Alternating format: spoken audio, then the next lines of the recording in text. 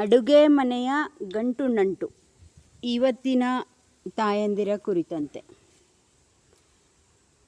ಅದರ ಅವಶ್ಯಕತೆ ಎಷ್ಟಿದೆ? ಹೌದು, ಆ್ಯಕ್ಚುಲಿ ಮನೆಯಲ್ಲಿ ಅಡುಗೆ ಮನೆ ಹೆಣ್ಮಕ್ಳಿಗೆ ಸೇರಿದ್ದು. ಆದರೆ ವಾಸ್ತವದಲ್ಲಿ ಅಮ್ಮ ಅನ್ನೋ ಪದ ಮತ್ತು ಅಡುಗೆ ಅನ್ನೋ ಒಂದು ಸಂಸ್ಕೃತಿ, ಅದನ್ನು ನಾವು ಸ್ವಲ್ಪ ಹಿಂದೆ ತಿರುಗಿ ನೋಡಿದರೆ ಗಂಡು ಮಕ್ಕಳಿಗೆ ಅದು ಜಾಸ್ತಿ ಸಂಬಂಧ ಇರೋದು ಅಂತ.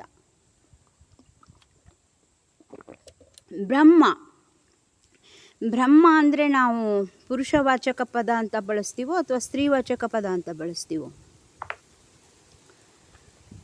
ಬ್ರಹ್ಮ ಅಂದರೆ ಪುರುಷ ಅಂತಲೇ ಹೇಳ್ತೀವಿ. ಬ್ರಹ್ಮ ಅರ್ಥ ಏನು? ಬೃಹತ್ ಅಮ್ಮ ಅಂತ, ದೊಡ್ಡಮ್ಮ ಅಂತ. ಈ ಜಗತ್ತಿನ ಎಲ್ಲ ಜೀವರಾಶಿಗಳಿಗೂ ಅಮ್ಮ, ಅದಕ್ಕೆ ಬ್ರಹ್ಮ ಅಂತ. ಅಮ್ಮ ಅನ್ನೋ ಪದ ಗಂಡ್ಮಕ್ಳಿಗೆ ಅನ್ವಯ ಆಗುವಂಥದ್ದು.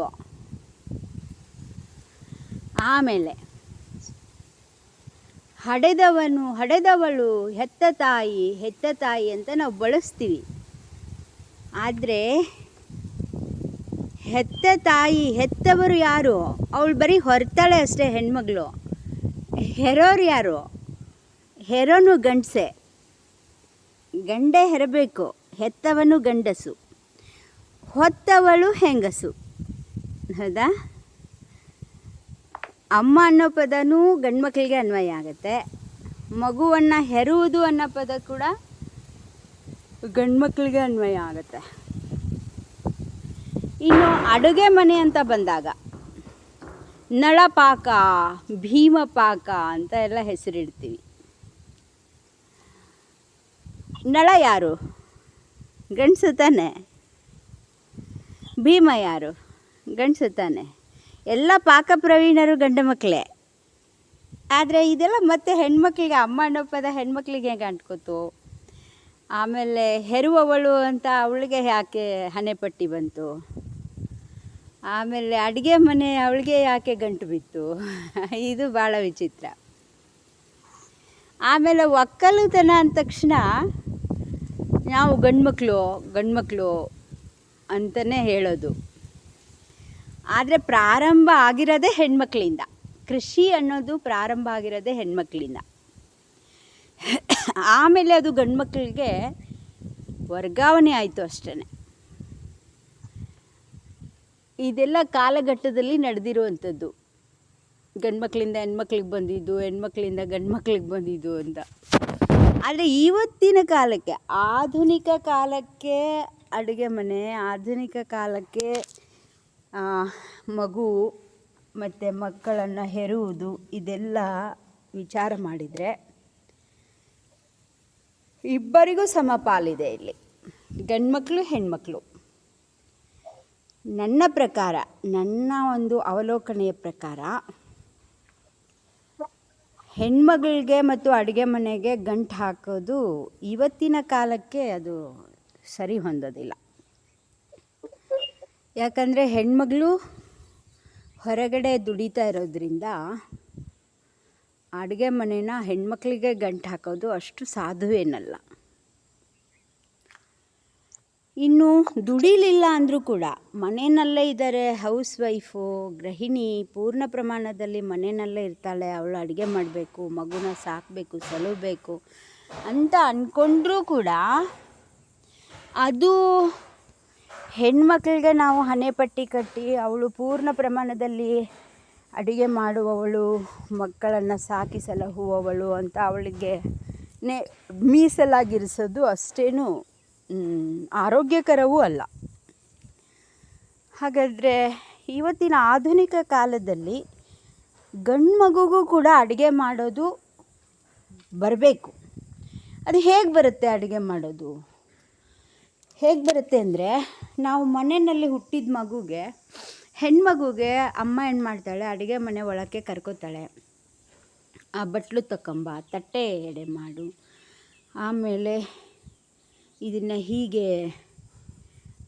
ಬಡಿಬೇಕು, ಹೀಗೆ ಹುರಿಬೇಕು, ಇದನ್ನು ಕರಿಬೇಕು, ಇದನ್ನು ಕುದಿಸ್ಬೇಕು, ಒಲೆ ಹೊತ್ತಿಸ್ಬೇಕು, ಚಹಾ ಮಾಡಬೇಕು, ಅವರಿಗೆ ಕೊಡಬೇಕು. ಹೌದಾ? ಇನ್ನು ಅಡುಗೆ ಮಾಡಿಲ್ಲ ಅಂದರೆ ಅಟ್ಲೀಸ್ಟ್ ಕೊಡಬೇಕು, ಹಂಚಬೇಕು, ಎಡೆ ಮಾಡಬೇಕು.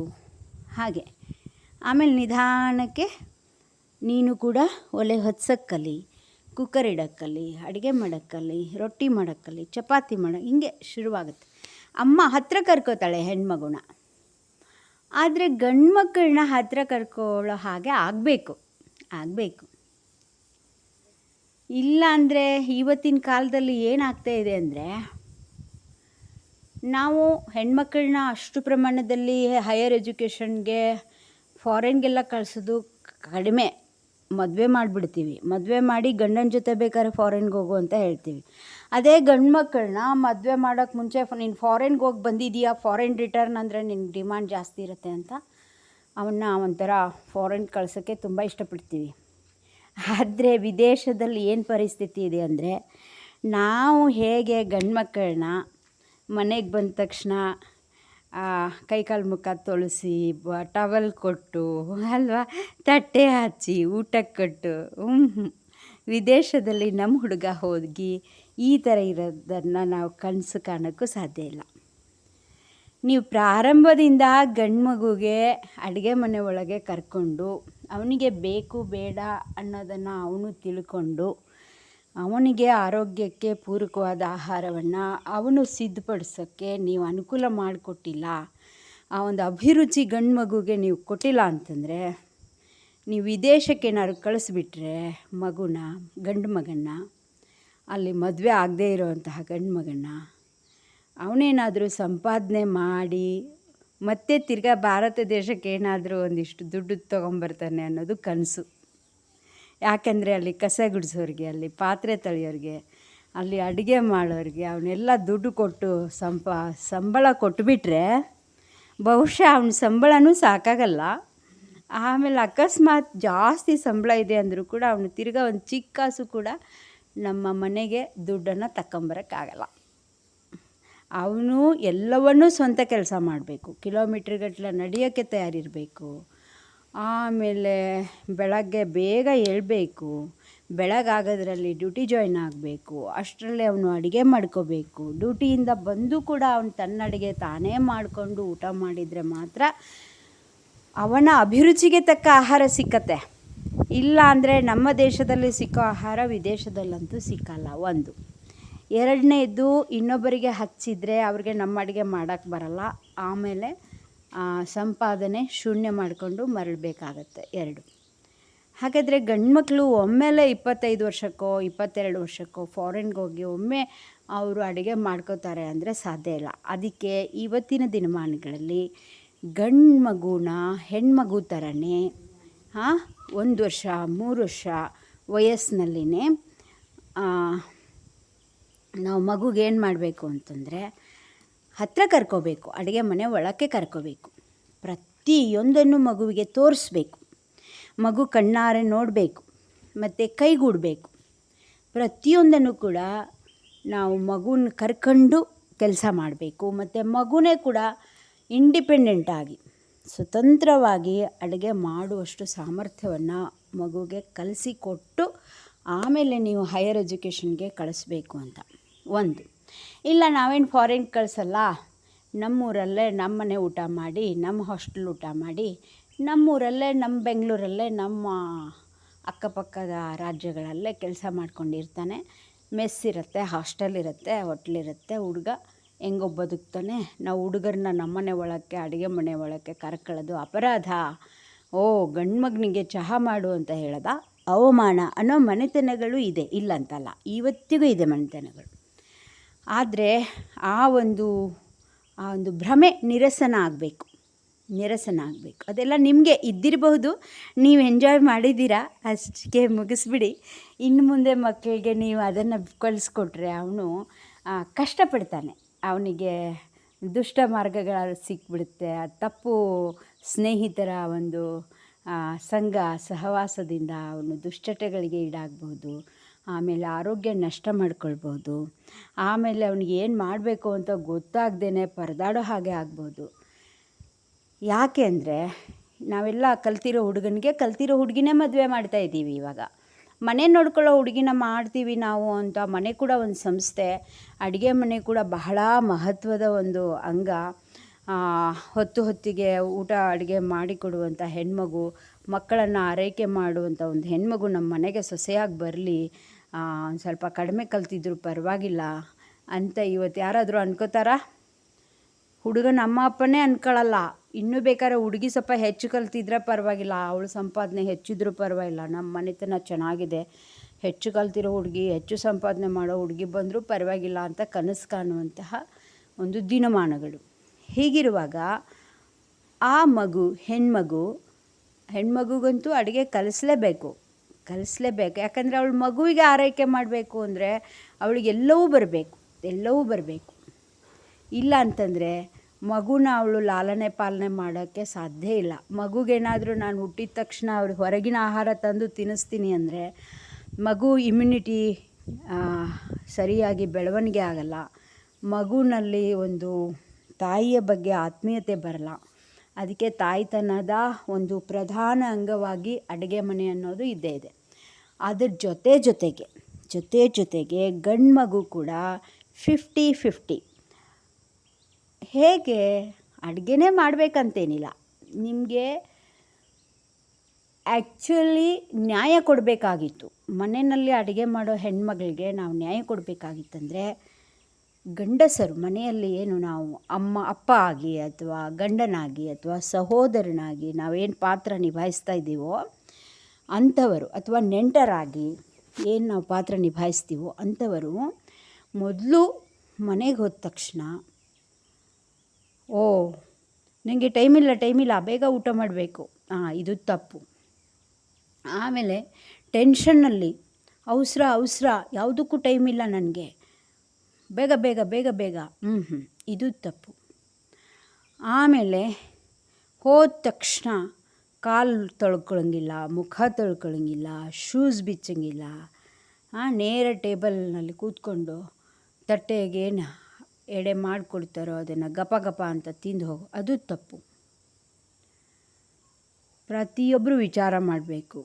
ಏನಂದರೆ, ನಾನು ಅಡುಗೆ ಮಾಡಿದಂತಹ ಆ ಮಹಾತಾಯಿಯ ಕೈ ಅಡುಗೆ ಊಟ ಮಾಡೋಕ್ಕೆ ನಾನು ಅರ್ಹನಾಗಿದ್ದೀನಾ? ನಾನು ಯೋಗ್ಯವಾಗಿದ್ದೀನಾ? ಯಾವಾಗ ಯೋಗ್ಯ ಆಗ್ತೇನೆ ಅಂದರೆ, ಅವಳು ಮಾಡಲೇಬೇಕಾದ ಕೆಲಸದಲ್ಲಿ ನಾನೊಂದಿಷ್ಟು ಸಹಭಾಗಿಯಾಗಿದ್ದರೆ ಮಾತ್ರ ಅವಳು ಮಾಡಿಕೊಟ್ಟಿರೋ ಅಡುಗೆನ ನಾನು ನೇರವಾಗಿ ಊಟ ಮಾಡೋಕ್ಕೆ ಯೋಗ್ಯವಾಗಿರ್ತೇನೆ. ಈ ಮಾತನ್ನು ನಾನು ನಮ್ಮ ಅಪ್ಪನಿಂದ ಕಲ್ತಿದ್ದು. ನಮ್ಮಪ್ಪ ನಾವೆಲ್ಲ 6 ತಿಂಗಳು ಮಗುವಾಗಿದ್ದಾಗಲೇ ತೊಟ್ಲಲ್ಲಿ ಮಗುಗೆ 6 ತಿಂಗಳಾಗಿದೆ ಅಂದರೆ ಮುಗೀತು, ಹೆಗಲ ಮೇಲೆ ಹೊತ್ಕೊಂಡು ನದಿಗೆ ಕರ್ಕೊಂಡೋಗೋದು. ನಮಗೆಲ್ಲ ನದಿನಲ್ಲಿ ಸ್ನಾನ ಮಾಡಿಸಿ ನಮ್ಮ ಎಲ್ಲ ಬಟ್ಟೆಗಳನ್ನು ತೊಳೆದು ಸೋಪ್ ಹಾಕಿ ತೊಳೆದು ಹಿಂಡಿ ಅದನ್ನು ಕ್ಲೀನಾಗಿ ಮಡಚಿ ಮಕ್ಕಳನ್ನೆಲ್ಲ ಅವ್ರಿಗೆಲ್ಲ ಬಟ್ಟೆ ಹಾಕಿ ಆಮೇಲೆ ಮನೆಗೆ ಕರ್ಕೊಂಡು ಬಂದು ಆ ಬಟ್ಟೆ ಎಲ್ಲ ಒಣಗಿಸಿ ಆಮೇಲೆ ಸಾಯಂಕಾಲ ಒಣಗಿರೋ ಬಟ್ಟೆನೆಲ್ಲ ಮಡಚಿಟ್ಟು ನಾಳೆ ನದಿ ಸ್ನಾನಕ್ಕೆ ಬೇಕು ಅಂತ ಎಲ್ಲರಿಗೂ ಒಂದೊಂದು ಟವಲ್ನಲ್ಲಿ ಸುತ್ತಿ ಇಟ್ಟು, ಹೌದಾ? ನೋಡು, ನಾನು ಇವತ್ತು ಮಕ್ಕಳಿಗೆಲ್ಲ ಸ್ನಾನ ಮಾಡಿಸಿ ಬಟ್ಟೆ ತೊಳೆದು ಕ್ಲೀನಾಗಿ ಒಣಗಿ ಹಾಕಿದ್ದೇನೆ. ನನಗೆ ನೀನು ಬೆಳಗಿನ ನ್ಯಾರಿ ಮಾಡೋದಕ್ಕೆ ನಾನೀಗ ಯೋಗ್ಯ ಆಗಿದ್ದೀನಿ ಅಂತ ಪರ್ಮಿಷನ್ ತಗೊಂಡು ಅಪ್ಪ ಮನೆ ಒಳಕ್ಕೆ ಬರ್ತಿದ್ರು. ಅಮ್ಮ ಹಾಗೇನು ಕರಾರುವಕ್ಕಾಗಿ ನೀ ಕೆಲಸ ಮಾಡಿಲ್ಲ ಅಂದರೆ ನಾನು ಊಟಕ್ಕೆ ಹಾಕಲ್ಲ ಅಂತೇನು ಅಂತಿರಲಿಲ್ಲ. ಆದರೂ ಅದು ಗಾಂಧೀಜಿಯ ಒಂದು ಅನುಯಾಯಿಯಾಗಿರೋದ್ರಿಂದ, ಗಾಂಧಿ ತತ್ವವನ್ನು ಪಾಲಿಸ್ತಾ ಇರೋದ್ರಿಂದ ಅಪ್ಪನಿಗೆ ಆ ವಿಧೇಯತೆ ಇತ್ತು. ಗಾಂಧೀಜಿ, ವಿನೋಬಾಜಿಯವರೆಲ್ಲ ಇವತ್ತಿನ ಊಟ ಮಾಡಬೇಕಾದ್ರೆ 4 ಗಂಟೆ ಅವರು ಏನು ಮಾಡಬೇಕಾಗಿತ್ತಂದರೆ ನಟ್ಟು ಕಡಿತಿದ್ರಂತೆ. ನಟ್ಟು ಕಡಿಯೋದಂದ್ರೆ ಏನು? ಗುದ್ಲಿ ಕೆಲಸ ಮಾಡಬೇಕು. ನಮ್ಮ ಹೊಲ ಇಲ್ಲ, ನಾವೇನು ಮಾಡಬೇಕು? ಬೇಡ, ಬೇರೆಯವ್ರ ಹೊಲಕ್ಕೆ ಹೋಗು. ಇನ್ನು ಕೂಲಿ ಮಾಡಬೇಕಾ? ಬೇಡ, ನೀನು ಕೂಲಿಯಾಗಿ ತಗೊಳ್ತೀಯಾ? ಗುದ್ಲಿ ಕೆಲಸ ಮಾಡು. ಎಲ್ಲಿ ಕಲ್ಲು ನೆಲ ಇದೆ ಅಲ್ಲಿ ಕಲ್ಲು ತೆಗಿ, ತಗ್ಗಿದ್ದಲ್ಲಿ ಮಣ್ಣು ಹಾಕು, ನೆಲ ಸಮ ಮಾಡು, ಹದ ಮಾಡು. ಯಾರಿಗೋಸ್ಕರ? ಓ ಆ ಮಾಲೀಕನಿಗೆ ಲಾಭ ಆಗತ್ತೆ, ಹೊಲದ ಮಾಲೀಕನಿಗೆ ಲಾಭ ಆಗತ್ತೆ, ನನಗೇನು ಇಲ್ಲ. ನಿನ್ನ ತನು ಅಂದರೆ ತನು ಕರಗದವರಲ್ಲಿ ಮಜ್ಜನವನೊಲ್ಲೆಯ ನೀನು ಅಂದರೆ ಸ್ನಾನ ಮಾಡಬೇಕಾದ್ರೆ ತನು ಕರಗಬೇಕು ಅಂತ ಅಕ್ಕ ಮಹಾದೇವಿ ಹೇಳುವಂತೆ. ನೀನು ಊಟ ಮಾಡಬೇಕಾದ್ರೆ 4 ಗಂಟೆ ನೀನು ನಟ್ಟು ಕಡಿಬೇಕು ಅಂತ. ನಾನು ನೋಡಿದ ಹಾಗೆ ಪೂಜ್ಯ ಸಿದ್ದೇಶ್ವರಪ್ಪಗಳು, ಪೂಜ್ಯ ಮಲ್ಲಿಕಾರ್ಜುನಪ್ಪಗಳು, ನಮ್ಮ ಸಂಗಮನಾಥ ಗುರುಗಳು, ನಾನು ಕಂಡಂತೆ ಈಗ 103 ವರ್ಷದ ವಿ ಸಿದ್ದರಾಮಣ್ಣ ಶರಣರು, ಇವ್ರನ್ನೆಲ್ಲ ಕಣ್ಣಾರೆ, ನಾನಂತೂ ವಿ ಸಿದ್ದರಾಮಣ್ಣ ಶರಣರನ್ನ ಕಣ್ಣಾರೆ ನೋಡಿದ್ದೇನೆ. ಬೆಳಗ್ಗೆ 11 ಗಂಟೆವರೆಗೂ ಅಂದರೆ ಎದ್ದ ತಕ್ಷಣ ಅವರು ತಮ್ಮ ಬೆಳಗಿನ ಎಲ್ಲ ಕಾರ್ಯಚಟುವಟಿಕೆಗಳನ್ನ ಪೂರೈಸಿ ಪ್ರಾರ್ಥನೆ ಮಾಡಬೇಕು. ಪ್ರಾರ್ಥನೆ ಆದಮೇಲೆ ಸ್ವಾಧ್ಯಾಯ ಮಾಡಬೇಕು. ಸ್ವಾಧ್ಯಾಯ ಆದಮೇಲೆ ಹೂ ಬಿಸಿಲಿನಲ್ಲಿ 2-3 ಗಂಟೆ 11 ಗಂಟೆವರೆಗೂ 8ರಿಂದ 11 ಗಂಟೆವರೆಗೂ ಅವರು ಗದ್ದೆನಲ್ಲಿ ಹೊಲದಲ್ಲಿ ಅದು ಏನಿರುತ್ತೆ ಕೆಲಸ, ಕುರುಪಿ ಇದ್ದರೆ ಕುರುಪಿ, ಗುದ್ಲಿ ಇದ್ದರೆ ಗುದ್ಲಿ, ಇಲ್ಲ ಕಸ ತೆಗೆಯೋದಿದ್ರೆ ಕಸ ತೆಗೆಯೋದು, ನೀರು ಹಾಸೋದಿದ್ರೆ ನೀರು ಹಾಸೋದು, ಅದೇನು ಕಣ್ಣಿಗೆ ಕಾಣುತ್ತೋ ಕೆಲಸ 3 ಗಂಟೆ ಕೆಲಸ ಮಾಡಿ ಬಂದು ಆಮೇಲೆ ತಣ್ಣೀರಲ್ಲಿ ಸ್ನಾನ ಮಾಡಿ ಲಿಂಗ ಪೂಜೆ ಮಾಡಿಕೊಂಡು ಅವರು ಪ್ರಸಾದ ಮಾಡ್ತಿದ್ರು. ಕಲ್ಯಾಣದ ಸಂಚಾಲಕರು, ಅನುಭವ ಮಂಟಪದ ಸಂಚಾಲಕರು. ಇವತ್ತೇನು ದೊಡ್ಡ ಪ್ರಮಾಣದಲ್ಲಿ ವಿಶ್ವವಿಖ್ಯಾತ ಅನುಭವ ಮಂಟಪ ನಿರ್ಮಾಣ ಆಗ್ತಾ ಇದೆಯಲ್ಲ, ಅದಕ್ಕೂ ಮೊದಲು ಒಂದು ಚಿಕ್ಕ ಅನುಭವ ಮಂಟಪ, ಅದು ಬೃಹತ್ತೆ, ಬಿ ಡಿ ಜತ್ತಿ ಅವರೆಲ್ಲ ಸೇರಿ ಮಾಡಿದ್ದು. ಆ ಅನುಭವ ಮಂಟಪದ ಸಂಚಾಲಕರು ಅವರು ತಾವೇ ಅಡುಗೆ ಮಾಡ್ಕೋಬೇಕು. ಅದಕ್ಕೆ ಕಲ್ಯಾಣದ ಕಡುಬು ಅಂತಲೇ ಹೆಸರಿಟ್ಬಿಟ್ಟಿದ್ರು ಅವರು.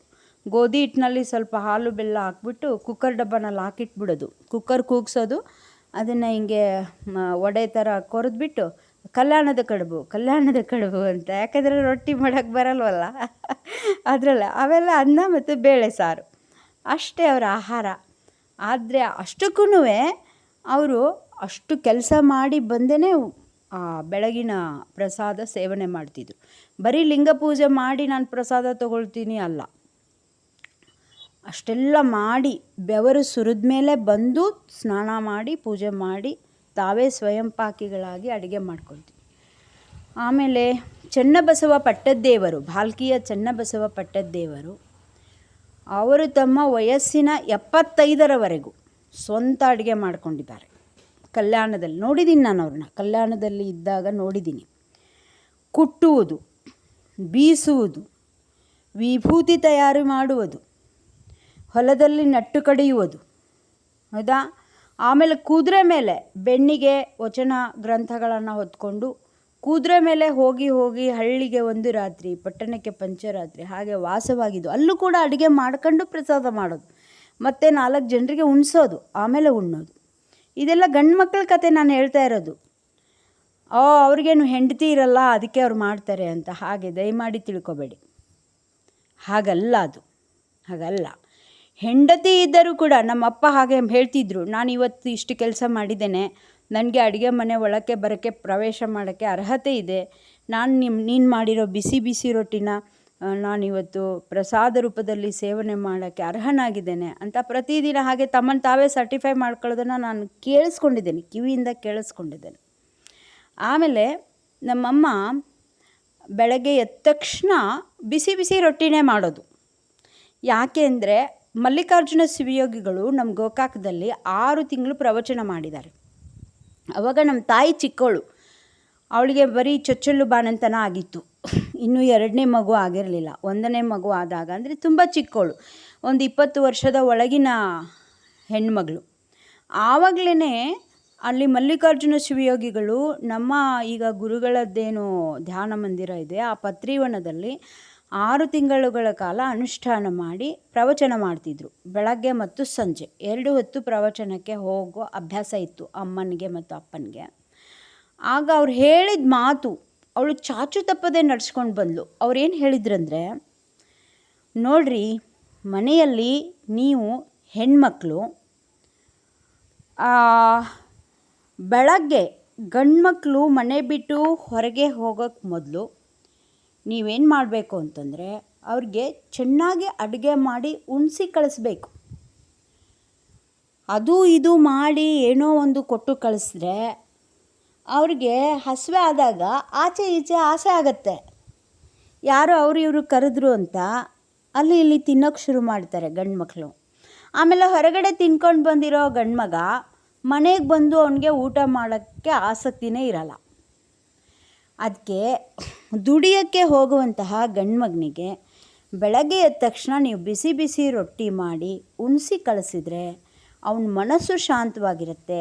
ಮತ್ತು ಸೀದಾ ಅವನು ಮನೆಗೆ ಬರ್ತಾನೆ ಮಧ್ಯಾಹ್ನ, ಆಚೆ ಈಚೆ ಹೋಗಲ್ಲ, ಅವನ ಮನಸ್ಸು ಚಂಚಲ ಆಗಲ್ಲ.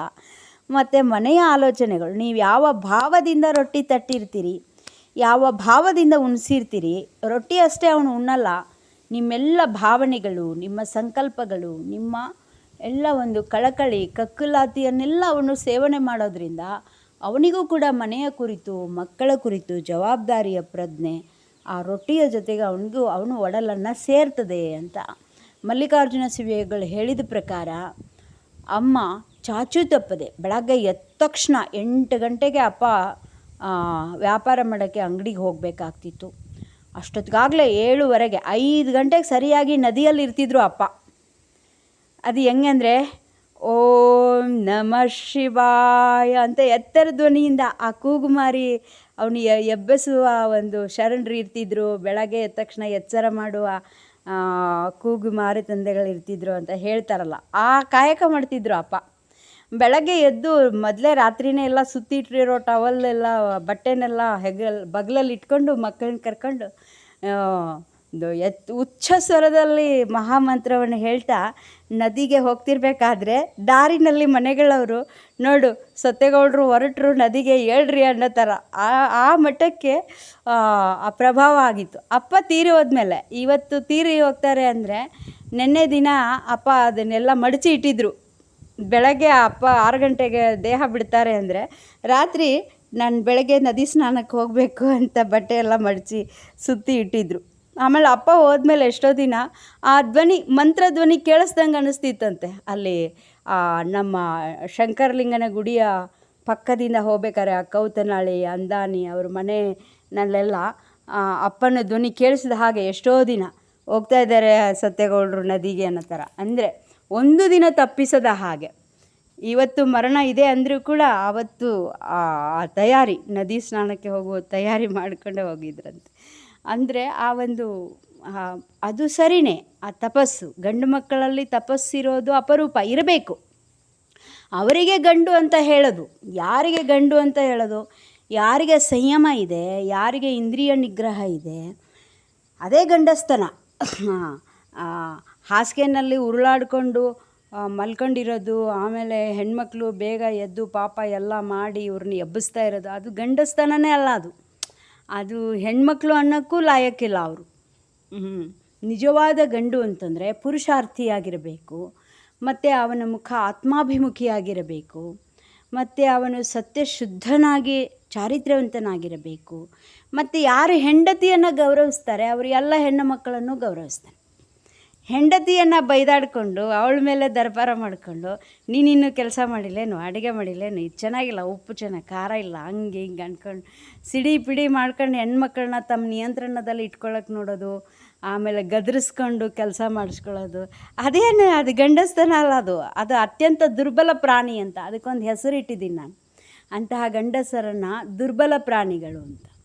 ಇನ್ನು ಮನೆ ಏನೆಲ್ಲ ತಗೊಂಡು ಬಂದು ಮನೆಯಲ್ಲಿ ಸುರಿಯೋದು, ಭೋಗ ಸಾಮಗ್ರಿಗಳು ಪಡಿ ಪದಾರ್ಥಗಳನ್ನೆಲ್ಲ ಬೇಕು ಬೇಡ ಅನ್ನೋದನ್ನೆಲ್ಲ ಸುರಿಯೋದು, ಹೆಣ್ಮಕ್ಕಳನ್ನ ಭೋಗ ಕೇಳಿಸೋದು, ಅದು ಅವರನ್ನು ಭಂಡರು ಅಂತ, ಗಂಡ ಅಂತ ಹೇಳಲ್ಲ, ಭಂಡರು ಅಂತ ಹೇಳೋದು.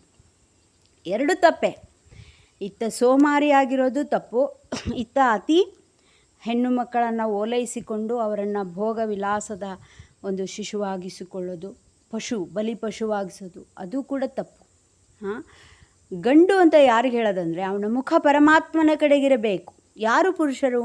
ಪರಮಾತ್ಮನ ಕಡೆ ಮುಖವಾಗಿರುವವರು ಪುರುಷರು. ಯಾರಿಗೆ ಮಗಳನ್ನು ಕೊಡಬೇಕು? ಉತ್ತಮ ಪುರುಷನೇ ಯಾರು? ಪರಮಾತ್ಮನತ್ತ ಅಭಿಮುಖವಾದ ಪುರುಷ ಉತ್ತಮ ಪುರುಷ. ಆತನ ಕಡೆಗೆ ಮುಖ ಮಾಡಬೇಕು. ಅವಳು ಸತಿ, ಅವಳು ಸದ್ಗತಿಗೆ ಕಾರಣಳಾಗುತ್ತಾಳೆ ಅಂತ. ಅಂತಹ ಗಂಡನನ್ನು ಅನುಸರಿಸಿಕೊಂಡು ಅವನಲ್ಲಿರುವ ಪರಮಾತ್ಮನ ಒಲವನ್ನು ಸೇವನೆ ಮಾಡೋದಕ್ಕೋಸ್ಕರ ಇವಳು ಅಡುಗೆ ಮಾಡಬೇಕು. ಆ ಪರಮಾತ್ಮನ ಒಲವಿಗೆ ತಾನು ಸಿದ್ಧತೆಯನ್ನು ಮಾಡ್ಕೊಳ್ಳೋದಕ್ಕೋಸ್ಕರ ಮನೆಯ ಎಲ್ಲ ವ್ಯವಸ್ಥೆಯನ್ನು ಗೃಹಿಣಿ ಇರಿಸಬೇಕು ಅಂತ. ಮನೆ ಇರೋದೇ ಹೆಣ್ಮಕ್ಳಿಗೋಸ್ಕರ, ಗಂಡು ಮಕ್ಳಿಗೆ ಮನೆ ಇಲ್ಲ. ಈಗ ನೋಡಿ, ಹಕ್ಕಿ ಪಕ್ಕಿಗಳು ಮನೆ ಮಾಡೋದು ಯಾವಾಗ, ಗೂಡು ಕಟ್ಟೋದು ಯಾವಾಗ? ಅವು ಮೊಟ್ಟೆ ಇಡಬೇಕು, ಮಗು ಮಾಡಬೇಕು ಅನ್ನುವಾಗ ಗೂಡು ಕಟ್ತವೆ. ಅಲ್ಲಿವರೆಗೂ ಸುಮ್ಮನೆ ಹೆಣ್ಣು ಪಕ್ಷಿನೂ ಹಾರಾಡ್ಕೊಂಡಿರುತ್ತೆ, ಗಂಡು ಪಕ್ಷಿನೂ ಸುಮ್ಮನೆ ಹಾರಾಡ್ಕೊಂಡಿರುತ್ತೆ. ಗೂಡು ಮಾಡಬೇಕು ಅಂದರೆ ಮೊಟ್ಟೆ ಇಡಬೇಕು ಅಂತ ಅರ್ಥ. ಆಮೇಲೆ ಮೊಟ್ಟೆ ಇಟ್ಟು ಆ ಹಕ್ಕಿ ಸ್ವಲ್ಪ ದೊಡ್ಡದಾಗಿ ಅದಕ್ಕೆ ರೆಕ್ಕೆ ಬಂದು ಅದು ಹಾರೋಯ್ತು ಅಂತಂದರೆ ಮುಗೀತು. ಆ ಮರಿ ಹಕ್ಕಿನೂ ಹಾರೋಗುತ್ತೆ, ಈ ಹೆಣ್ಣು ಹಕ್ಕಿನೂ ಹಾರೋಗುತ್ತೆ, ಗಂಡು ಹಕ್ಕಿನೂ ಗೂಡಿಲ್ಲ. ಗೂಡಿಲ್ಲ. ಗೂಡಿರೋದು ಮಗುಗೋಸ್ಕರ ಮತ್ತು ಮಗುನ ಆರೈಕೆ ಮಾಡುವಂತಹ ಹೆಣ್ಣು ಪಕ್ಷಿಗೋಸ್ಕರ. ಹೇಗೋ ಹಾಗೆಯೇ ಮನೆ ಅಂತ ಇರೋದು ಮಕ್ಕಳಿಗೋಸ್ಕರ ಮತ್ತು ಮಕ್ಕಳ ಲಾಲನೆ ಪಾಲನೆ ಮಾಡುವ ಹೆಣ್ಣು ಮಕ್ಕಳಿಗೋಸ್ಕರ. ಈವನ್ ಮನೆ ಒಳಗೆ ಬಾತ್ರೂಮು, ಟಾಯ್ಲೆಟು ಎಲ್ಲ ಇರೋದು ಹೆಣ್ಮಕ್ಳಿಗೋಸ್ಕರ. ಅವರಿಗೆ ಪೀರಿಯಡ್ಸ್ ಅಂತ ಇರುತ್ತೆ, ಅವರಿಗೆ ಮಗುನ ಲಾಲನೆ ಪಾಲನೆ ಮಾಡುವಾಗ ಕೆಲವೊಂದು ಗರ್ಭಿಣಿ ಅವಸ್ಥೆ, ಕೆಲವೊಂದು ಕಷ್ಟಗಳಿರ್ತದೆ, ಮರ್ಯಾದೆ, ಆಮೇಲೆ ಸೂಕ್ಷ್ಮ ಸ್ಥಿತಿ, ಮಗುವಿನ ಒಂದು ಸೂಕ್ಷ್ಮತೆ, ಅದನ್ನೆಲ್ಲ ಕಾಪಾಡೋದಕ್ಕೆ ಒಂದು ಹೈಜೀನ್ ಅನ್ನೋದಕ್ಕೆ ಮತ್ತು ರಕ್ಷಣೆ ಅನ್ನೋದಕ್ಕೆ ಹೆಣ್ಣು ಮಕ್ಕಳಿಗೆ ಮತ್ತು ಸಣ್ಣ ಮಕ್ಕಳಿಗೋಸ್ಕರ ಮನೆಯನ್ನು ಆವರಣ ಮತ್ತು ಆವರಣದಲ್ಲಿ ಬಚ್ಚಲು ಮನೆ ಮತ್ತು ಟಾಯ್ಲೆಟು ಇಂಥದ್ದೆಲ್ಲ ವ್ಯವಸ್ಥೆ. ಇನ್ನು ಹೊರಗಡೆ ನೀರು ಧಾರಾಕಾರವಾಗಿ ಬೋರ್ ನೀರೋ ಅಥವಾ ಬಾವಿ ನೀರೋ ಅಥವಾ ಹೊಳೆ ಹರಿತಾ ಇದೆ, ನಾನು ಗಂಡು ಮಗುವಾಗಿ ಮತ್ತು ಮನೆ ಒಳಗೆ ಬಕೆಟ್ನಲ್ಲಿ ಬಿಸಿನೀರು ಹಾಕ್ಕೊಂಡು ಬಾತ್ರೂಮ್ ಬಾಗಿಲು ಹಾಕ್ಕೊಂಡು ನಾನು ಸ್ನಾನ ಮಾಡ್ತೇನೆ, ಅದು ಲಕ್ಷಣ ಅಲ್ಲ. ಶಕ್ಯತೋ ಬಯಲು ಅಂಗಳಲ್ಲಿ ಬಂದು ಕೂತ್ಕೋಬೇಕು. ಬಿಸಿಲುಗಾಲಲ್ಲಿ ಒಳಗೆ ಬಾಗಿಲು ಹಾಕ್ಕೊಂಡು ಫ್ಯಾನ್ ಹಾಕ್ಕೊಂಡು, ಅಯ್ಯೋ ಕಳ್ಳರು ಬರ್ತಾರೆ, ಸೊಳ್ಳೆ ಬರುತ್ತೆ ಅಂದ್ಕೊಂಡು ಸೊಳ್ಳೆ ಬತ್ತಿ ಹಚ್ಕೊಂಡು ಬಾಗಿಲ ಎಲ್ಲ ಹಾಕ್ಕೊಂಡು ಫ್ಯಾನ್ ಹಾಕ್ಕೊಂಡು ಒಳಗಡೆ ಮಲ್ಕೊಳ್ಳೋದು ಯಾವ ಸೀಮೆ ಮನುಷ್ಯತ್ವ ನನಗೆ ಗೊತ್ತಿಲ್ಲ. ಗಂಡಸು ಅಂತೂ ಅಲ್ವೇ ಅಲ್ಲ, ಹೆಂಗಸರು ಬೇಕಿಲ್ಲ, ಒಳಗೆ ಮಲ್ಕೊಳ್ಳೋದು ಬೇಕಿಲ್ಲ. ಗಾಳಿ ಆಕಾಶಕ್ಕೆ ತೆರೆದುಕೊಳ್ಬೇಕು. ನಿಸರ್ಗಕ್ಕೆ ಮುಖ, ಅಟ್ಲೀಸ್ಟ್ ನಮ್ಮ ಪರಮಾತ್ಮನ ಕಡೆ ಮುಖ ಮಾಡಿಲ್ಲ ಅಂದರೆ ಗಾಳಿ ಬೆಳಕುಗಳ ಕಡೆ ಮುಖ ಮಾಡಿದವರಿಗಾದರೂ ಇವತ್ತು ನಾವು ಮನುಷ್ಯರು, ಸ್ತ್ರೀಯರು, ಪುರುಷರು ಅಂತ ಅನ್ನಕ್ಕೆ ಅಡ್ಡಿ ಇಲ್ಲ ಅಂತ. ಯಾಕಂದರೆ ಬೆಳಗಿನ ಉಪಹಾರ ನಮ್ಮ ರೊಟ್ಟಿ ಪಲ್ಯ ಅನ್ನೋದಕ್ಕಿಂತ ಅಥವಾ ಉಪ್ಪಿಟ್ಟು ಅವಲಕ್ಕಿ ಅನ್ನೋದಕ್ಕಿಂತ ಮುಖ್ಯವಾಗಿ ಹೊಟ್ಟೆ ತುಂಬ ಗಾಳಿ, ಶುದ್ಧ ಗಾಳಿಯನ್ನು ಕುಡಿಬೇಕು. ಅದು ಮುಖ್ಯವಾದ ಉಪಹಾರ ಅಂದರೆ ಅದೇ ಬ್ರೇಕ್ಫಾಸ್ಟ್. ಅಂದರೆ ಬೆಳಗಿನ ಗಾಳಿಯನ್ನು ಕುಡಿಯಬೇಕು. ಆಮೇಲೆ ಬೆಳಗ್ಗೆ ಎದ್ದ ತಕ್ಷಣ ಉಷಪಾನ ಮಾಡಬೇಕು. ಆಮೇಲೆ ಬೆಳಗ್ಗೆ ಎದ್ದ ತಕ್ಷಣ ಭೂಮಿ ತಾಯಿ ಹೇಗೆ ಅಡುಗೆ ಮಾಡ್ತಾಳೆ, ಕಾಳು ಕೊಟ್ಟರೆ ಮೊಳಕೆ ಬರೆಸ್ತಾಳೆ, ಎಲೆ ಒಡಿಸ್ತಾಳೆ, ಹೂವು ಅರಳಿಸ್ತಾಳೆ, ಕಾಯಿ ಹಣ್ಣು ಆ ಕ್ರಮವೂ ಭಂಗವಾಗದಂತೆ ಭೂಮಿ ತಾಯಿಯ ಕೈ ಅಡುಗೆಯನ್ನು ಸೇವನೆ ಮಾಡಬೇಕು. ಹೌದಾ? ನೋಡಿ, ಬೇಕಾದ್ರೆ ನೀವು ಅಡುಗೆ ಮನೆಯಲ್ಲೇ ಅಡುಗೆ ಮಾಡ್ತೀನಿ ಅಂದ್ಕೊಂಡಿರೋದು ಅದು ಸೆಕೆಂಡರಿ. ಪ್ರಿಲಿಮಿನರಿ ಯಾವುದು, ಪ್ರಾಥಮಿಕ ಯಾವುದು ಅಂದರೆ ಭೂಮಿ ತಾಯಿ ಅಡುಗೆ ಮಾಡ್ತಾಳೆ. ಮರುಭೂಮಿನಲ್ಲೂ ಮಾಡ್ತಾಳೆ, ಹಿಮಾಲಯದಲ್ಲೂ ಮಾಡ್ತಿದ್ದಾಳೆ, ಮಲೆನಾಡಲ್ಲೂ ಮಾಡ್ತಿದ್ದಾಳೆ, ನಿಮ್ಮ ಬಯಲು ಸೀಮೆಯಲ್ಲೂ ಮಾಡ್ತಿದ್ದಾಳೆ, ನಿಮ್ಮ ಹಿತ್ತಲಲ್ಲೂ ಮಾಡ್ತಿದ್ದಾಳೆ, ಹೊಲ ಗದ್ದೆನಲ್ಲೂ ಮಾಡ್ತಿದ್ದಾಳೆ. ನೀವು ಬಿತ್ತಿ ಬೆಳೆದದ್ದು ಅಷ್ಟೇ ಅಲ್ಲ, ಬಿತ್ತದೇ ಬೆಳೆಯದೇ ಗುಡ್ಡಗಾಡುಗಳಲ್ಲಿ ಎಷ್ಟೋ ಕಾಡು ಹಣ್ಣುಗಳು, ಹೌದಾ, ಎಲೆ ಹೂಗಳು ಎಲ್ಲವೂ ಕೂಡ ಆಹಾರವೇ. ಬೆಳಗಿನ ಉಪಹಾರ ಅಂತಹ ಕಾಡು ಹಣ್ಣುಗಳು, ಎಲೆ ಹೂಗಳು, ಹೌದಾ, ಮೊಳಕೆ ಬರೆಸಿದ ಕಾಳುಗಳು ಇದು. ಆಮೇಲೆ ನೀವು ಮನೆಯಲ್ಲಿ ಅಮ್ಮ ಮಾಡಿದ ಅಡುಗೆ ಊಟ ಮಾಡಿ, ಹೆಂಡತಿ ಮಾಡಿದ ಅಡುಗೆ ಊಟ ಮಾಡಿ, ಅಥವಾ ಸ್ವಂತ ಮಾಡ್ಕೊಂಡು ಊಟ ಮಾಡಿ, ಅಥವಾ ಹೋಟ್ಲಲ್ಲೋ ಕ್ಯಾಂಟೀನಲ್ಲೋ ಎಲ್ಲಿ ಊಟ ಮಾಡ್ತೀರೋ ಮಾಡ್ಕೊಳ್ಳಿ. ಆದರೆ ಮೊದಲು ಬೆಳಗ್ಗೆ ಉಪಹಾರ ಅದು ಭೂಮಿ ತಾಯಿಯ ಕಡೆಗೆ ಮಾಡಿದರೆ ನಿಮ್ಮ ಒಳಗೆ ವಿಚಾರ ಬರುತ್ತೆ, ನಾನು ಆಹಾರ ಸೇವನೆಗೆ ಅರ್ಹನಾಗಿದ್ದೀನಾ, ಈ ಆಹಾರ ಪ್ರಾಣವನ್ನು ಪೋಷಣೆ ಮಾಡ್ತದಾ, ಅಥವಾ ನನ್ನ ಮನೆಗೆ ಹೋದ ತಕ್ಷಣ ಅಟ್ಲೀಸ್ಟ್ ತಟ್ಟೆನ ತಗೋಬೇಕು, ಅದನ್ನು ತೊಳೆದು ಬಟ್ಟೆನಿಂದ ಒರೆಸಿ ನಾನು ಕೂತ್ಕೊಳ್ಳೋ ಜಾಗದಲ್ಲಿ ಮನೆ ಹಾಕ್ಕೊಂಡು ತಟ್ಟೆ ಇಟ್ಕೊಂಡು ನೀರಿನ ತಂಬಿಗೆ ಇಟ್ಕೊಂಡು, ಹೌದಾ, ವಿಭೂತಿ ಧಾರಣೆ ಮಾಡಿಕೊಂಡು 1 ನಿಮಿಷನಾರು ಲಿಂಗ ನಿರೀಕ್ಷಣೆ ಮಾಡಿ, ಒಂದು ವಚನ ಹೇಳಿ, ಹೌದಾ, ಒಂದು ಒಳ್ಳೆ ಮಾತನಾಡಿ.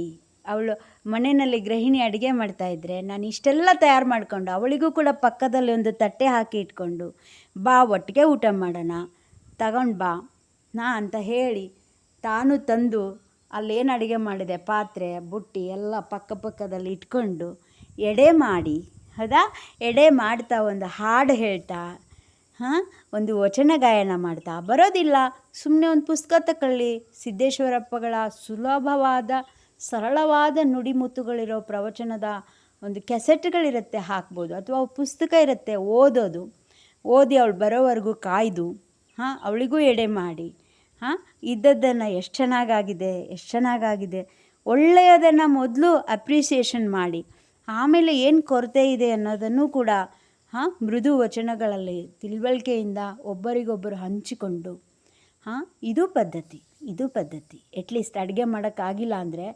ಮುಸ್ರಿ ಗುಡಿಸ್ಬೋದು, ಆಮೇಲೆ ತಟ್ಟೆ ರೆಡಿ ಮಾಡ್ಬೋದು, ಎಡೆ ಮಾಡ್ಬೋದು, ನೀರು ಇಟ್ಕೋಬೋದು.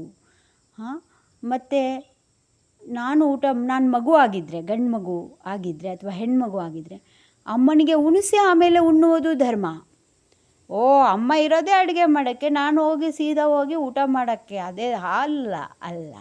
ಅಮ್ಮನಿಗೆ ಉಣಿಸಿ ಆಮೇಲೆ ತಾನು ಉಣ್ಣಬೇಕು. ಇದು ಧರ್ಮ.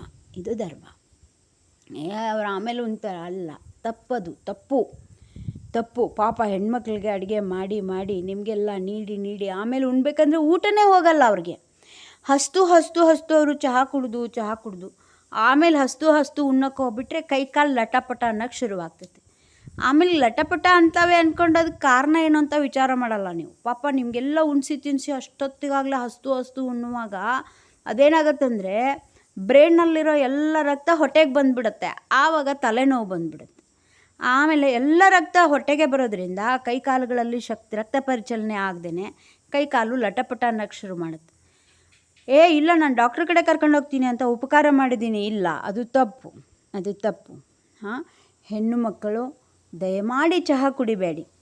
ಹಸಿವೆ ಆಗೋವರೆಗೂ ನೀವು ಅಷ್ಟು ಹಸಿವೆನ ಕಟ್ಟಬೇಡಿ. ಬೆಳಗ್ಗೆ ಎದ್ದ ತಕ್ಷಣ ಒಂದು ಚಹಾ ಕುಡಿಬೇಡಿ, ಎದ್ದ ತಕ್ಷಣ ಚಹಾ ಕುಡಿಬೇಡಿ ದಯಮಾಡಿ.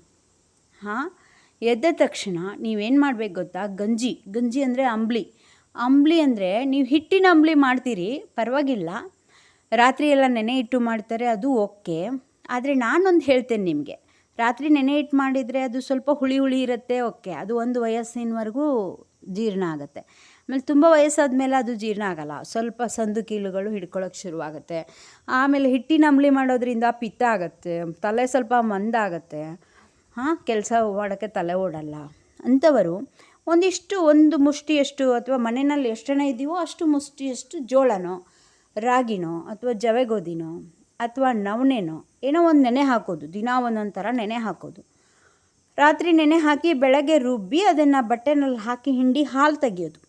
ಆ ಹಾಲನ್ನ ಕುದಿಯೋ ನೀರಲ್ಲಿ ಹಾಕಿ ಅದನ್ನು ಗಂಜಿ ಥರ ಮಾಡಿ ಸ್ವಲ್ಪ ಉಪ್ಪು ಹಾಕಿ ಕುಡೀರಿ, ದೊಡ್ಡ ಗ್ಲಾಸ್ನಷ್ಟು ಕುಡಿದ್ಬಿಟ್ಟು ಆಮೇಲೆ ಕೆಲಸ ಮಾಡಿ. ಆಮೇಲೆ ಒಟ್ಟಿಗೆ ಉಣ್ಣಕ್ಕಾಯ್ತು, ಭಾಳ ಬಂಗಾರ ಆಗಿಲ್ಲ ಅಂದರೆ ಮತ್ತೆ ಒಂದು ಗ್ಲಾಸು ಅಂಬ್ಲಿ ಕುಡಿತಾ ಅವರಿಗೆ ಎಲ್ಲ ನೀವು ಎಡೆ ಮಾಡಿ ಊಟ ಮಾಡೋರು ಗಡಿಬಿಡಿ ಇರೋರಿಗೆ ಕೊಟ್ಟು ನೀವು ಅವ್ರ ಜೊತೆಗೆ ಮತ್ತೆ ಒಂದು ಗ್ಲಾಸ್ ಅಂಬ್ಲಿ ಕುಡ್ಕೊಂಡು ಆಮೇಲೆ ನಿಧಾನಕ್ಕೆ ಊಟ ಮಾಡಿದರೆ ಈ ಕೈಕಾಲು ಲಟಪಟ ಅನ್ನೋದು ಇದೆಯಲ್ಲ, ಡಾಕ್ಟ್ರ್ ಹತ್ರ ಹೋಗೋದು, ಆಮೇಲೆ ಕೈಕಾಲು ಲಟಪಟ ಅಂತವ್ರಿಗೆ ಕೈಕಾಲು ಲಟ ಏನು ಮಾಡಬೇಕು ಡಾಕ್ಟ್ರು, ಅದಕ್ಕೆ ಔಷಧಿ ಇಲ್ಲ. ನೀವು ತೀರಾ ಹಸ್ದು ಉಣ್ಣೋದ್ರಿಂದ ಕೈಕಾಲು ಲಟ, ವಯಸ್ಸಾದರೆ ಕೈಕಾಲು ಲಟಪಟ ಅಂತೈತೆ. ಇನ್ನು ಸಣ್ಣ ವಯಸ್ಸಿನಲ್ಲಾದರೆ ಕಾಲೇಜ್ಗೆ ಹೋಗೋ ಹುಡುಗಿಯರು ಬರೀ ತಲೆನೋಯ್ತೈತೆ ಅಂತಾರೆ. ತಲೆನೋಯಿಗೆ ಮಾತ್ರೆ ತೊಗೊಂಡ್ರೆ ಮತ್ತೂ ಅಪಾಯ. ಅದು ಪಾಪ ಕಿಡ್ನಿ ಮೇಲೆ ಪೆಟ್ಟಾಗ್ಬೋದು. ಯಾಕಂದರೆ ಪೇನ್ ಕಿಲ್ಲರು. ಹೆಣ್ಮಕ್ಳದ್ದು ಶರೀರ ತುಂಬ ಸೂಕ್ಷ್ಮ ಇರುತ್ತೆ. ಅವ್ರಿಗೇನಂದರೆ ಅವ್ರು ಹಸ್ಕೊಂಡು ಮುಜುಗರ ಅವರಿಗೆ. ಹೋಟೆಲಲ್ಲಿ ಕ್ಯಾಂಟೀನಲ್ಲೂ ತಿನ್ನೋಕ್ಕೆ ಮುಜುಗರ, ಆಮೇಲೆ ಮನೆಯಿಂದ ಡಬ್ಬ ತಗೊಂಡೋಗಿ ತಿನ್ನೋಕ್ಕೆ ಮುಜುಗರ, ಮನೆಯಲ್ಲಿ ತಿನ್ಕೊಂಡು ಹೋಗೋಕ್ಕೆ ಅವರಿಗೆ ಕಷ್ಟ. ಹಿಂಗಾಗಿ ಹಸಿವೆ ಕಟ್ಟಿ ಬಂದು ಆಮೇಲೆ ಲೇಟಾಗಿ ಉಣ್ಣೋದ್ರಿಂದ ಅದು ತಲೆನೋವು ಬರ್ತಿರುತ್ತೆ. ಅದಕ್ಕೇನು ಔಷಧಿ ಇಲ್ಲ. ನೀವು ಸುಮ್ಮನೆ ಟೈಮ್ಗೆ ಊಟ ಮಾಡೋದನ್ನು ಕಲಿಬೇಕು. ಯಾವಾಗಲೂ ಮಕ್ಕಳಿಗೆ ಹೇಳ್ಕೊಡಿ. ನೀವು ಹಾಸ್ಟೆಲ್ಗೆ ಹಾಕಿ ಅಥವಾ ಮನೆಯಿಂದ ಕಾಲೇಜ್ಗೆ ಹೋಗೋ ಮಕ್ಕಳಾಗಿರ್ಬೋದು. ಸ್ಕೂಲ್ಗೆ ಯಾಕೆ ಹೇಳಲ್ಲ ಅಂದರೆ ಸ್ಕೂಲ್ನಲ್ಲಿ ಅಲ್ಲಿವರೆಗೂ ಒಂದಿಷ್ಟು ಶಿಸ್ತಿದೆ. ಬಿಸಿ ಊಟ ಅಂತಿರುತ್ತೆ, ಊಟ ಡಬ್ಬಿ ಕಟ್ಕೊಂಡು ಹೋಗೋದಂತಿರುತ್ತೆ.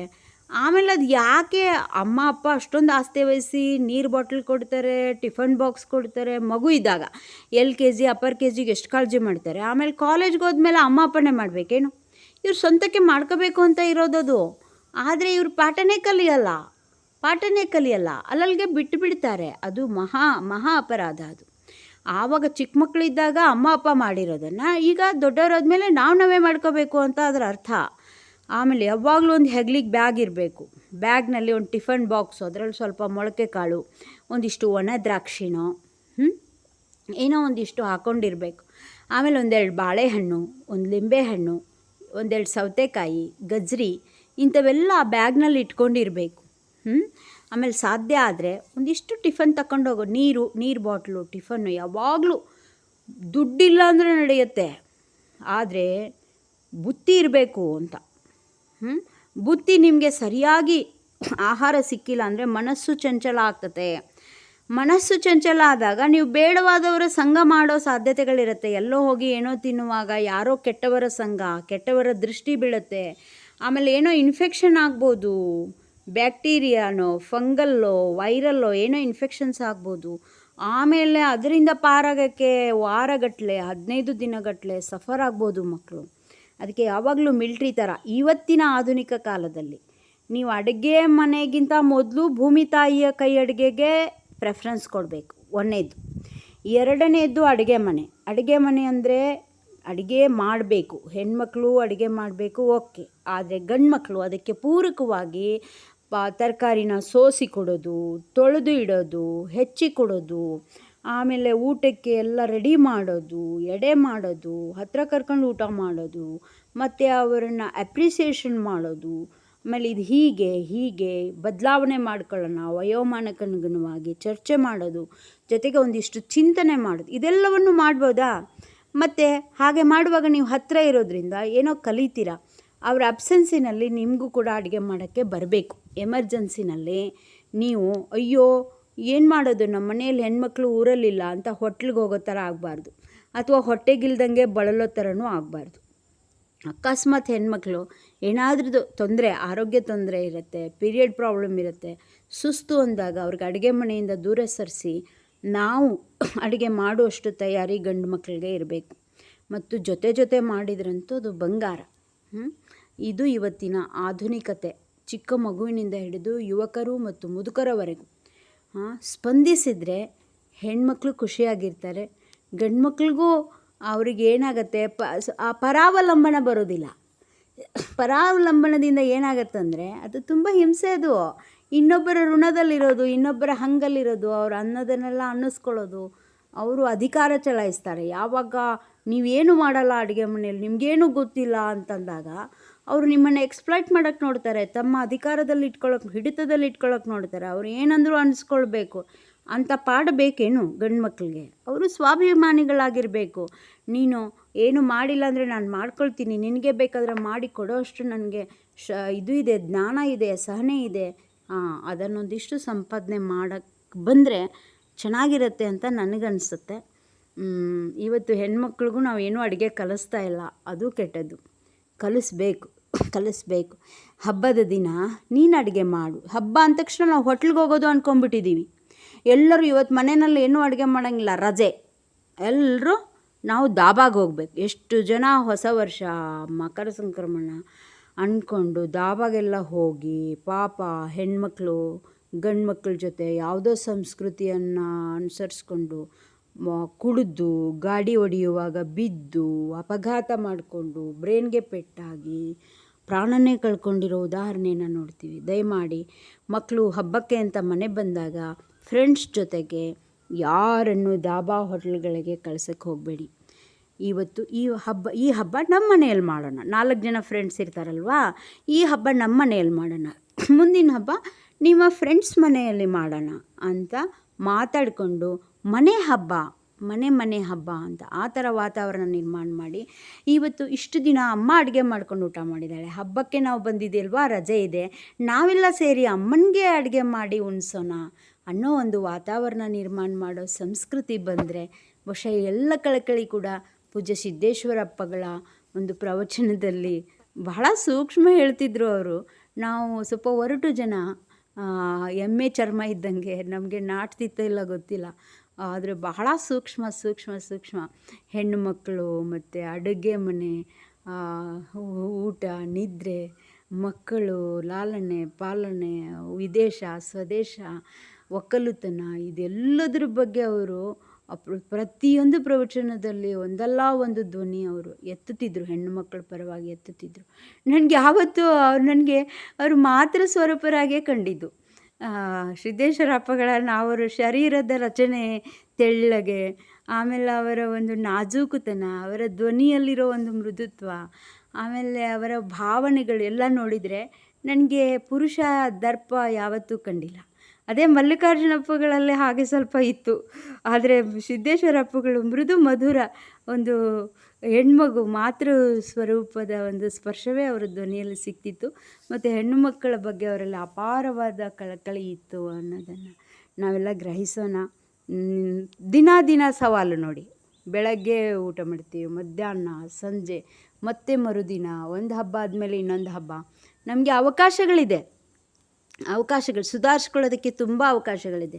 ಹಿಂದೆ ನಾವು ಎಷ್ಟೇ ತಪ್ಪು ಮಾಡಿದರೂ ಕೂಡ ಇವತ್ತಿನಿಂದ ಒಂದು ಪರಿವರ್ತನೆ, ನಾವು ಭಾಗಿಯಾಗೋಣ. ಅಡುಗೆ ಮನೆಯಲ್ಲಿ ನನ್ನದು ಭಾಗವಿದೆ, ನಾನು ಏನು ಭಾಗವಹಿಸಿದ್ದೇನೆ ಅಂತ ಪ್ರತಿಯೊಬ್ಬರು ಪ್ರಶ್ನೆ ಮಾಡ್ಕೋಬೇಕು. ಹಬ್ಬ ಅಂದ ತಕ್ಷಣ ಮನೆ ಬಿಟ್ಟು ಹೊರಗೆ ಹೋಗೋದು ಅಂತ ಆಗದೇನೆ ನಾವು ಎಲ್ಲರೂ ಸೇರಿ ಅಡುಗೆ ಮಾಡಬೇಕು, ಅಮ್ಮನಿಗೆ ಮಾಡಿ ಉಣಿಸ್ಬೇಕು ಅನ್ನುವಂತಹ ಒಂದು ವಾತಾವರಣ ನಿರ್ಮಾಣ ಮಾಡಿದರೆ ಅಲ್ಲಿ ಶಿಕ್ಷಣವೂ ಇರುತ್ತೆ, ಸಂಸ್ಕಾರವೂ ಇರುತ್ತೆ, ಸಂಸ್ಕೃತಿಯೂ ಬೆಳೆಯುತ್ತೆ. ಮತ್ತು ಪ್ರತಿ ಊಟಕ್ಕೂ ಒಂದು ಅರ್ಧ ಗಂಟೆ ಒಂದಿಷ್ಟು ಚಿಂತನೆ, ಒಂದಿಷ್ಟು ವಚನ ಗಾಯನ, ಹಾಗೆ ಒಂದು ಪದ್ಧತಿ. ಪ್ರತಿದಿನ ಒಂದು ಬೋರ್ಡ್ ಮಾಡಿಬಿಡೋದು, ಅಡುಗೆ ಮನೆಯಲ್ಲಿ ಒಂದು ಬೋರ್ಡ್, ಪ್ರತಿದಿನ ಒಂದು ಚಿಂತನೆ, ಈ ದಿನದ ಚಿಂತನೆ, ಈ ದಿನದ ವಚನ, ಹಾಗೆ ಏನಾದರೂ ಒಂದು ಇಟ್ಟರೆ ಮಕ್ಕಳಿಗೆ ಒಂದು ವಾಕ್ಯ, ಅದು ಹೀಗಿರುತ್ತೆ. ಅದು ದ್ವಿತೀಯ ತೃತೀಯ ಪುರುಷದಲ್ಲಿರೋ ವಾಕ್ಯವನ್ನು ಪ್ರಥಮ ಪುರುಷದಲ್ಲಿ ಹೇಳಿಕೊಳ್ಳೋ ಹಾಗೆ ಮಾಡೋದು ಮಕ್ಕಳಿಗೆ.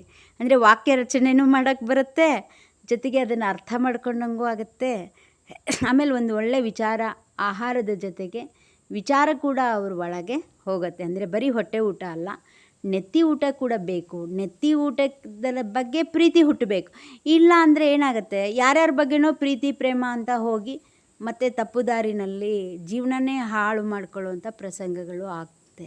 ಅದಕ್ಕೆ ಜ್ಞಾನಕ್ಕೋಸ್ಕರ ಪ್ರೀತಿ ಹುಟ್ಟುವ ರೀತಿಯಲ್ಲಿ ನಾವು ಆಹಾರವನ್ನು ಮಕ್ಕಳಿಗೆ ಕೊಡಬೇಕು. ಅಂದರೆ ಸ್ಥೂಲವಾಗಿ ಹೊಟ್ಟೆಗೆ ಕೊಡುವ ಆಹಾರದ ಜೊತೆಗೆ ನಾವು ಏನು ಮಾಡಬೇಕು ಅಂತಂದರೆ ನೆತ್ತಿಗೆ ಒಂದಿಷ್ಟು ಬುತ್ತಿ ಅಲ್ಲಿ ತಯಾರಿರಬೇಕು, ಡೈನಿಂಗ್ ಟೇಬಲ್ ಮೇಲೆ, ಅಡುಗೆ ಮನೆಗಳ ಗೋಡೆಗಳ ಮೇಲೆ. ಹಾಗೆ ಅಧ್ಯಯನದ ಒಂದು ವಾತಾವರಣ ನಿರ್ಮಾಣ ಆಗಬೇಕು. ಆ ಕುರಿತ ಪ್ರೀತಿ ಹುಟ್ಟೋದಕ್ಕೋಸ್ಕರ ನಾನು ದೇಹವನ್ನು ಪಾಲನೆ ಪೋಷಣೆ ಮಾಡುತ್ತಿದ್ದೇನೆ. ಇದು ಇವತ್ತಿನ ಅವಶ್ಯಕತೆ ಆಗಿದೆ ಅಂತ ಹೇಳ್ತಾ ತುಂಬ ಸಮಯ ತಕ್ಕೊಂಡೆ. ಶಾಂತವಾಗಿ ಕೇಳಿಸ್ಕೊಂಡಂತಹ ಎಲ್ಲ ಸತ್ಸಂಗಿಗಳಿಗೆ ಶರಣಾರ್ಥಿಗಳು.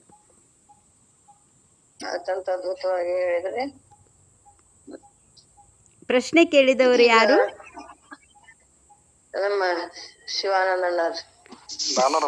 ಶಿವಾನಂದ ಅನ್ನವ್ರೆ, ನಿಮಗೆ ನಿಮ್ಮ ಪ್ರಶ್ನೆಗೆ ಏನಾದ್ರು ಸಮರ್ಪಕ ಉತ್ತರ ಸಿಗ್ತಾ ಇಲ್ವಾ? ಬಹಳ ಅದ್ಭುತವಾಗಿತ್ತಮ್ಮ ಇವತ್ತಿನ. ಯಾಕಂದ್ರೆ ಎದ್ದ ಪಟ್ಟಿಗೆ ಎಲ್ಲಾರು ಮನ್ಯಾಗನು ಈಗ ಫಾಸ್ಟ್ ಫುಡ್ ತರ್ಸಾಕತ್ತಾರ, ಆರೋಗ್ಯದ ಬಗ್ಗೆ ಬಂತ್ರಿ. ಆಮೇಲೆ ಗಂಡ ಮಕ್ಕಳು ನಮ್ಗೆ ಹೇಳಿದ್ರು ತಾವು ಅದರಂತೆ ಎಲ್ಲಾರು ಕೆಲಸ ಮಾಡ್ಬೇಕು ಅನ್ನೋದು ಇದ ಹೇಳಿದ್ರಿ. ಬಹಳ ಚೆನ್ನಾಗಿತ್ತಮ್ಮ, ಅದ್ಭುತ ಐತ್ರಮ್ಮ ತಾವು. ಆಮೇಲೆ ತಮ್ಮ ಬಾಲ್ಯದ ದಿನಗಳನ್ನು ನದಿ ಸ್ನಾನ, ಇವಾಗ ನಿಮ್ಮ ಆರೋಗ್ಯ ಇರ್ಲಿಕ್ಕೇನೋ ಅದು ಒಂದು ಕಾರಣ. ಹೌದು ಹೌದು ಹೌದು. ಮನಿ ನದಿ ದಂಡಿಗೆ ಇದ್ದದ ನನಗೆ ಬಹುತೇಕ ಸ್ವಲ್ಪ ಗೊತ್ತದ್ರಮ್ಮ. ಡಾಕ್ಟರ್ಸ್ ಅದಿಲ್ಲಮ್ಮ. ಇವು ಎಲ್ಲಾ ವಿಚಾರಗಳು ಸ್ವಲ್ಪ ನಮಗೆ ಇನ್ನು ಕಲ್ಕೋಬೇಕು, ನಡ್ಕೋಬೇಕು ಅನ್ನೋರಿಗೆ ಅನುಕೂಲ ಆಗ್ತದಮ್ಮ. ಧನ್ಯವಾದಮ್ಮ. ಶರಣು. ಧನ್ಯವಾದಗಳು ರೀ. ಈಗ ಯಾರ